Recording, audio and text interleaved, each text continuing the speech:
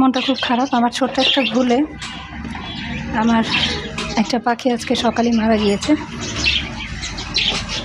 শ্বাসনালীতে খাবার চলে গেলে খাবার মারা যায়, এটা আমি অনেক ভিডিওতে দেখেছিলাম, কিন্তু সাহস করে না খাওয়ালে তো আসলে হবে না।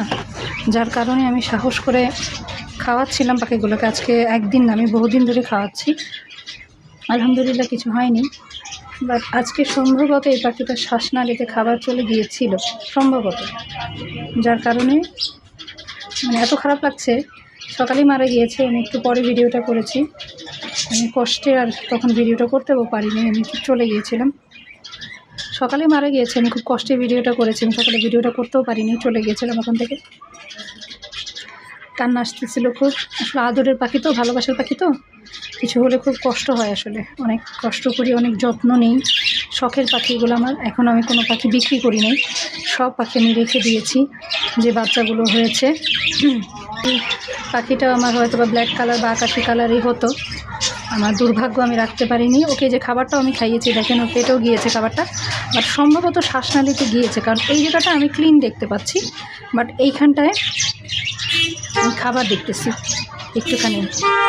তো এটা আমার মনে হলো এটা শ্বাসনালী, কারণ খাবারটা যাওয়ার কথা এদিক দিয়ে এখানে আসার কথা।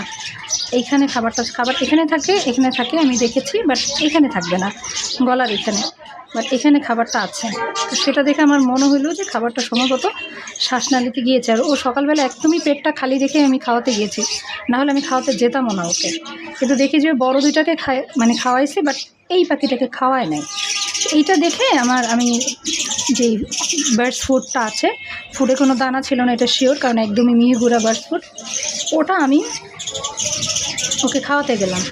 তো ও সবচেয়ে ভালো খেতো মাশাআল্লাহ। গত 8 দিন 9 দিন আমি ওকে খাওয়াইছি, অনেক ভালো খাইতো।